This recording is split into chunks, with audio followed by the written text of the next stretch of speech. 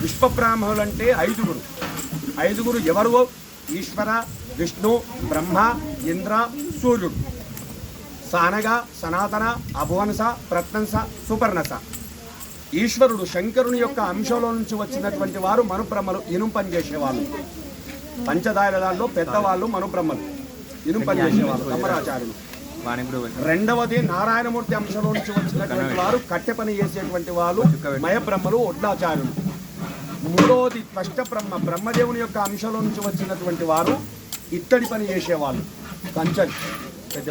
నాలుగవది దేవేంద్రుని అంశంలో నుంచి వచ్చినటువంటి వారు శిల్పులు, దేవతా విగ్రహాలు ఎక్కేటువంటి వారు. ఐదవది సూర్య భగవాను యొక్క అంశంలో నుంచి వచ్చినటువంటి వారు సుపర్ణ ఋషి, విశ్వజ్ఞ బ్రహ్మ, బంగారాచార్యులు, బంగారం పనిచేసేవాళ్ళు, అవసరాచార్య అంటున్నారు. ఇప్పుడు ఈ విశ్వబ్రహ్మకు పంచముఖముల్లో పంచబ్రహ్మలు ఈశ్వర, విష్ణు, బ్రహ్మ, ఇంద్ర, సూర్యుడు. సానగా, సనాతన, అభువనస, ప్రత్నంస, సుపర్ణస. మనో, మయా, త్వష్ట, శిల్పి, విశ్వజ్ఞ. ఇప్పుడేమంటున్నారు? కమ్మరోలు, ఒడ్లోలు, కంచరోలు, కాశోలు, అవసరోలు. ఈ ఐదుగురు కలిస్తే విశ్వబ్రాహ్మలు అందరూ కలిస్తే ఒకటే మళ్ళీ. అలాంటి విశ్వబ్రహ్మ పంచముఖముల యందు జన్మించడం జరిగింది. అయితే ఆ విశ్వకర్మ సృష్టి చేసిన తర్వాత పెళ్లిళ్ళు ఈ విధంగా లేవు. ఈ లగ్నపత్రికలు రాసుకోవడం కానీ, ఈ పుస్తమట్టలు కానీ, ఈ మంగళ వాయిద్యాలు కానీ ఇవి ఏవీ లేవు.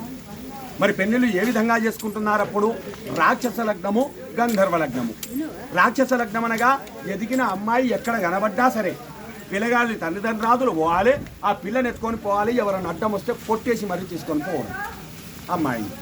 ఇది రాక్షసులు చేసే పద్ధతి. మరి గంధర్వ లగ్నము దేవతలు చేసుకునేది ఎదిగినటువంటి అమ్మాయిలు, అబ్బాయిలు ఒక వరుస లైన్, అబ్బాయిలు ఒక లైన్, అమ్మాయిలు ఒక లైన్. ఏ అబ్బాయికి ఏ అమ్మాయి కావాలనిపిస్తుందో, ఏ అమ్మాయికి ఏ అబ్బాయి కావాలనిపిస్తుందో మనసుతోనే మాట్లాడుకొని ఇద్దరికి ఆమోదమైతే 2 పూలదండలు మార్చుకొని పెద్దల ఆశీర్వచనం తీసుకోవడం. ఇది గంధర్వ లగ్నము. అది రాక్షస లగ్నము. అయితే దేవతలందరూ కూర్చొని ఆలోచన చేసిందట, రాబోయేది కలియుగము, అబద్ధపు కలి, ఘోరకలి, పాపపు కలి.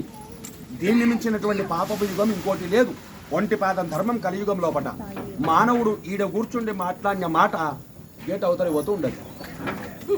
కలిధర్మం ఇది. కలిమాయమితో నడుస్తుంది. కాబట్టి మనుషులు ఎంత నీతిమంతుడైనా సరే యాన్నో దగ్గర నీతి తప్పుతూనే ఉంటాడు. ఈ యుగ ప్రభావం అది. కాబట్టి కలియుగం లోపల మానవుడు భరించలేరు ఈ రాక్షస లగ్నము, గంధర్వ లగ్నం ఉంటే. కాబట్టి ఒక భార్య ఒక భర్తను పట్టుకొని ఉండాలంటే వారి కొరకు ఒక పద్ధతి ఏర్పాటు చేయాలి అని ఆ దేవతలందరూ కూర్చుండి గురి, సాక్షి, న్యాయము అని 3 పద్ధతులు ఏర్పాటు చేశారు. అందులో గురి అనగా గురి ప్రమాణం కొరకు మట్టల మంగళసూత్రములు కావాలి. అదీసం కానీ, మాసం కానీ, తులం కానీ ఒక మంగళసూత్రం మెడలో కడితే నడి బజార్లో 4 చూస్తుండగా 4 దెబ్బలు కొట్టుకుంటూ పోయినా కానీ చూసిన వాళ్ళు ఏమనుకుంటారు? ఏందాలొల్లి. అరే వారు భార్య భర్తలు, ఆల్మూల పంచాయతీ ఎలా కొట్టుకుంటారు, రేపు కలుస్తారు. ఎందుకు? మంగళసూత్రం మెడలో కట్టినావు కాబట్టి అది ఇద్దరి మధ్యలో గురి. ఒక భార్య భర్త అనేటందుకు ఇద్దరి మధ్యలో సాక్షులు. ఆ గురి ప్రమాణం ఆ మట్టల మంగళసూత్రం. మరి సాక్షి అనగా ఆ మంగళసూత్రం మెడలో కట్టేప్పుడు సాక్షి వినకారం కొరకు చప్పుడు ఉండాలి. ఎందుకంటే మంగళసూత్రం మెడలో కట్టేటప్పుడు పిలిచిన వాళ్ళే వస్తారు, పిలువని వాళ్ళు ఎవరు రారు. అదే నువ్వు సప్పుడు కొట్టావనుకో, పిలిచినోడు వస్తాడు, పిలువనోడు కూడా చూస్తాడు. ఏందా సప్పుడు, అరే పలాంటి పిల్లవాడు పెళ్ళి. అవునండి, మేము కూడా చూసినాం. 10 మందిలో సాక్షి. న్యాయము, న్యాయక్రమంగా 10 మంది పెళ్లి పెద్దలు వెళ్ళి పెళ్లి తల్లిదండ్రులతో మాట్లాడి జాతకర్మలు చూసుకొని లగ్నపత్రిక రాసుకోవడం. ఇది న్యాయం. ఈ 3 పద్ధతులు ఏర్పాటు చేశారు దేవతలు. మరి పద్ధతులు బాగానే ఉన్నాయి కానీ మరి పెళ్లి ఎవరిది చేద్దాము? ఓ పెళ్లి కూడా చేసి తీయాలి కదా. ఎవరిదో ఎందుకండి? అందరికీ పెద్ద 33 కోట్ల దేవతలకు పెద్ద మనిషి బోలా శంకరుడు. శంకరుని పెళ్లి చేయాలి. మరి శంకరునికి పెళ్లి కాలేదా? అమ్మవారు పార్వతీదేవి 14 అవతారాలు తీసుకున్నది. 13 అవతారాలు అయిపోయినాయి అప్పటికి. దక్షిణ కుమార్తెగా జన్మించింది. దక్షుడు శివనింద చేస్తే దక్షయజ్ఞంలో ఓడి భస్వం అయిపోయింది అమ్మవారు. ఆ 13 అవతారాలలో కూడా శంకరుడు పూలదండేసి తెచ్చుకున్నాడు కానీ పుస్తకటలేదు. 13 లగ్నాలు గంధర్వ లగ్నాలు చేసుకున్నాడు. ఇప్పుడు చివరి అవతారం హిమవంతుని కుమార్తెగా జన్మించింది. ఆయన పర్వతరాజు కాబట్టి పార్వతి అని పేరు పెట్టుకున్నాడు. పార్వతి అక్కడ ఉన్నది, పరమేశ్వరుడు ఇక్కడ ఉన్నాడు. వీళ్ళిద్దరి కళ్యాణం ఎట్లా చేస్తే రేపు లోక కళ్యాణం అట్లా నడుస్తుంది అని ఆ కళ్యాణం కొరకు మరి ఇందులో న్యాయము లగ్నపత్రిక అంటే మనం రాసుకుంటాం. పంచాంగం చూసే వాళ్ళు మస్తుకున్నారు మన దాంట్లో. కానీ మట్టల మంగళసూత్రములు అంటే ఎట్లుంటాయో తెలియదు. ఈ వాయిద్యం అది ఎట్లుంటుందో తెలియదు. ఎవరు చేయాలి మరి? అంటే అప్పటి నుంచి ఇప్పటి వరకు కూడా లేనిది సృష్టించాలంటే అది విశ్వబ్రాహ్మణులతోనే సాధ్యం. ఎప్పటిదో కాదు, ఇప్పుడు మన కళ్ళ ముందు కూడా నిదర్శనం ఉన్నది.